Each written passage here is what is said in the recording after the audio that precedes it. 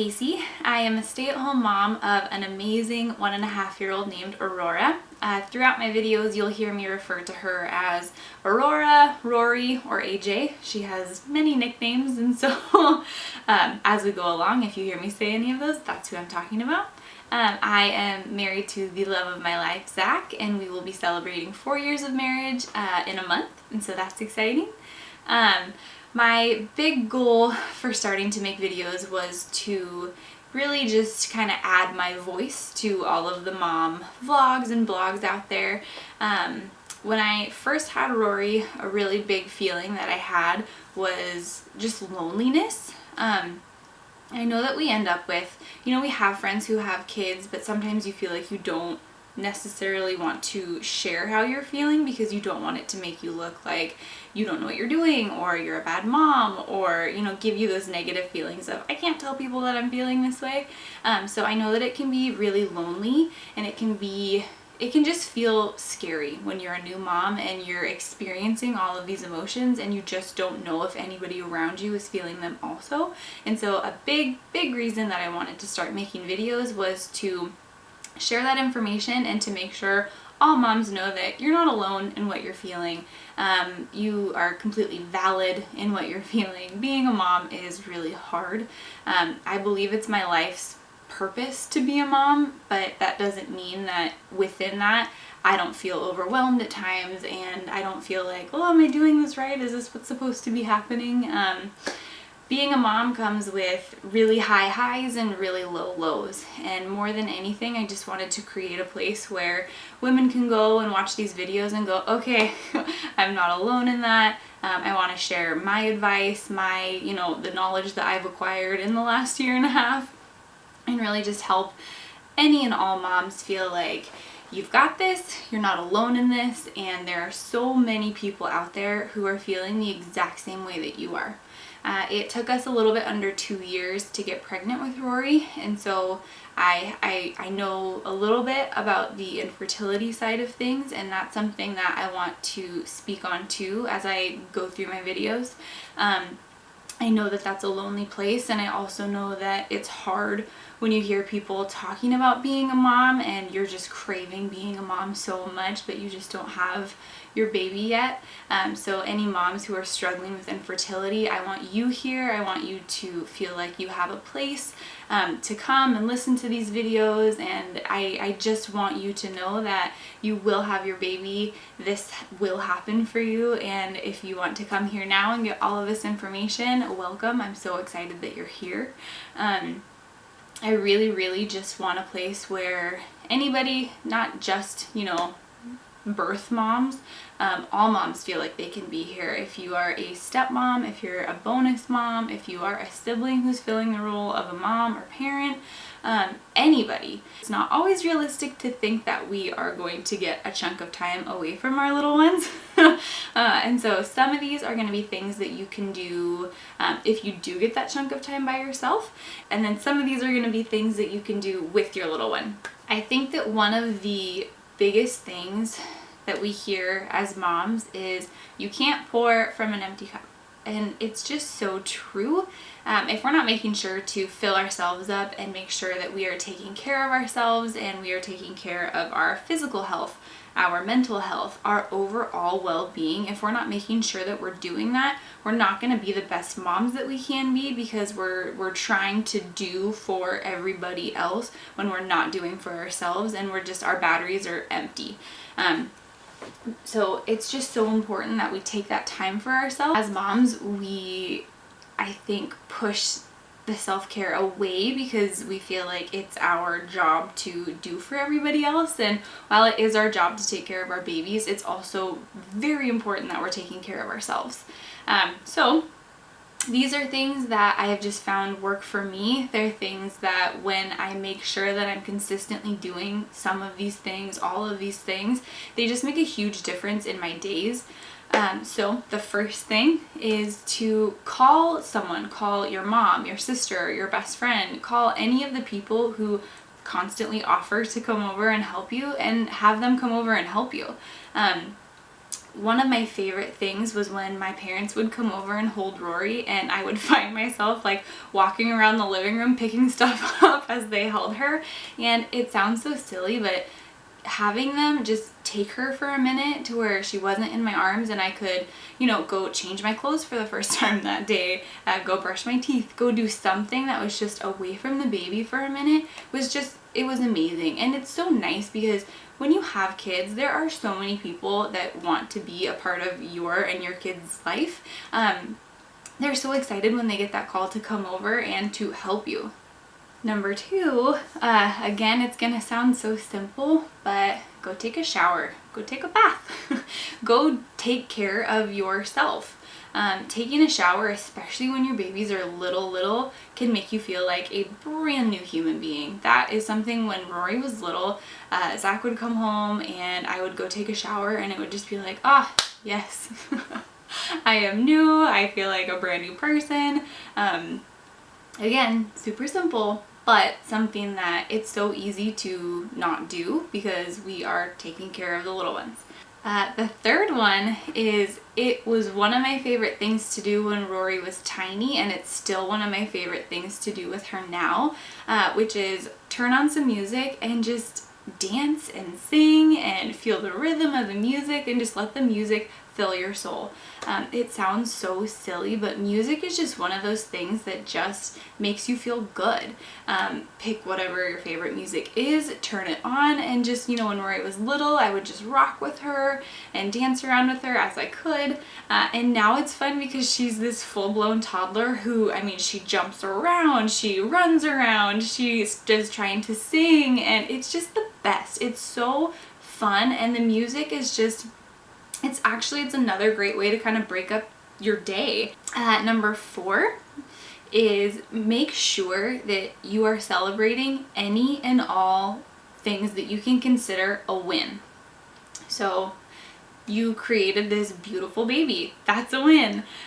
You go to leave somewhere and your diaper bag already has everything in it. That's a win. You remembered to put deodorant on this morning. That's a win. As moms, I think it's so easy for us to focus on all of the things that we are not doing, and we have to flip-flop that and start focusing on all of the things that we are doing. It's too easy to get sucked into, oh no, I didn't do this, that, this, the other, and we can't do that, and we can't beat ourselves up for the things that we didn't do. We have to start focusing on those wins, those things that we are doing, because being a mom in itself is amazing, and that's a win. It's so, we live in a world where we project this image on social media and we see these moms who are, you know, miraculously doing everything perfect, and it's just not realistic. Things happen. We forget things, we skip things, and that's okay. So just celebrate the wins as you can. Number 5, remember to eat. Again, sounds so simple because we have to eat, but there were times when Rory was little that Zach would get home from work and he'd go, oh, what did you eat today? And I'd be like, nothing. I forgot to eat today. And you have to eat. Eating is fuel. So again, I understand how simple it sounds, but my saving grace when Rory was tiny, and even still a lot of the time now, is going to Costco and getting their prepared food in the deli section. When she was teeny tiny, we would go get those chicken pot pies from Costco, and they would last us a while, and they're good. They're filling, they're hearty. So you have to make sure that you're eating and taking care of yourself and your body in that way. Okay, number 6 is important, especially now with the scope of what has been happening in our world. As things are starting to open up, make sure that you're getting out of the house and going for a walk. Getting out of the house as a stay-at-home mom is really important for me, because there are some days, for days on end, that I'm like, oh, I haven't left the house, especially with being in quarantine. One way that kind of felt like I was breaking up being at home all the time was getting out and taking Rory for a walk. Just getting out of the house feels great, and then getting exercise at the same time, that's just a win-win. Number 7 is a fun one, and it's something that I do daily, and that's talk to God. Having conversations and praying with God about whatever it is that's happening in your life is something that I don't know that I could live without. Whether you believe in Him in a full capacity and you pray all the time, or you're not really at that place in your faith and it just feels like a nice comfort, just talk to God, pray to God. I downloaded the Bible app on my phone, and there are different like study plans that you can do. They don't take long. Some of them are like 4 days, and they're like a couple minutes a day of reading, and it's really cool to like say you're overwhelmed and you look at a Bible plan for being overwhelmed. It's specific to exactly what you're feeling, and it just is a really nice way to feel like, okay, not only am I not alone, I have God in this, and obviously there are so many other people in the world who are struggling with this also. It helps give you that feeling of, okay, I'm not alone in this, I can do this, and I have people out there who are also feeling the same way. And it just helps you feel just enriched and renewed, and there's just something about talking to God that just provides the ultimate comfort. Okay, number 8 is call somebody, a friend, just to chat. Our kids are amazing and they're so cute, and baby babbles are just the best, but there is something to being able to talk to somebody who is going to respond in English and actually have a conversation with you. It can get so easy to not make sure that we're communicating with other people, and you know, sometimes I'll call my mom or my dad, and then I'll look down at my phone and be like, whoa, I've been on the phone for 20 minutes. It's easy to feel like we are not really having conversations with adults, and then when you do call somebody, it kind of brings that to the forefront of, oh, I guess I needed to talk to somebody. Before quarantine happened and everything, there were times that Rory and I would just go to Target, and you know, you find yourself at the check stand and the person's like, whoa, you are talking a lot, and it's like, sorry, I'm a stay-at-home mom, I haven't really talked to another adult in, you know, 6 hours.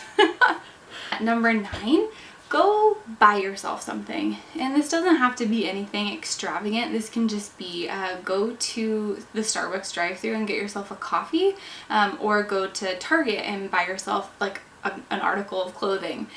Go to Home Goods and get something for the house that you love and it's gonna make you feel excited when you see it. When Rory was little, I think that I had every single piece of clothing that you could purchase in the girl section.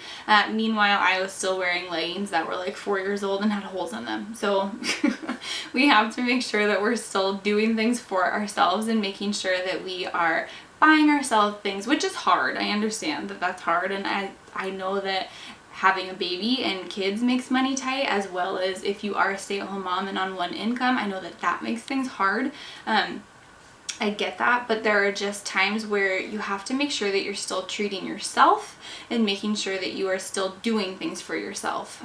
We were people before we became moms who took care of ourselves, and that has to still be in play as you are a mom, because it just changes. It changes you, it changes your, you know, your feelings when you have like a fun new pair of earrings on or a new shirt that you're wearing.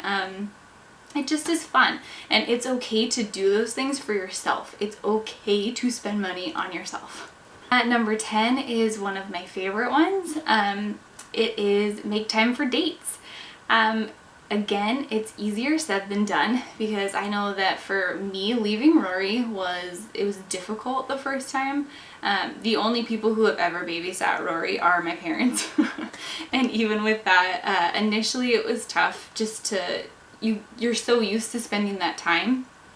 But it was so fun to get out of the house and go out to dinner with Zach, and just to be able to spend time with him. And dates don't have to be romantic dates. I mean, you call your best friend, go on a best friend date, go out to dinner with her, go out to dinner with somebody that you just haven't seen for a while, or just go have coffee with somebody. Like, just get that time where you can kind of step away from baby or kids and just go go have fun, go do something to where, you know, go to a restaurant and not have to worry about the baby in the high chair that's throwing food everywhere. You know, go to a restaurant and actually get to sit down and eat your meal and just worry about eating your meal. It sounds so simple, but one of the first times that we went out without Rory, as fun as it is to go out with kids when they are younger, when they get to be a toddler age, it's a little bit more difficult, and it's not as fun. But it was just fun to like eat my food. One of the first times that Zach and I went out without Rory, I can remember being at the restaurant and I had my phone out because of course I was just scared to death that something was gonna happen, and my mom had sent me a picture of Rory. She was sound asleep, snuggling with Papa, and I remember showing it to Zach, and I mean, we sat there after that and we just gushed about our beautiful baby, and that was fun. It was fun to be out, and even though we were talking about our baby the whole time, pretty much, it was just nice to be able to be out with my husband and having that fun time with him again.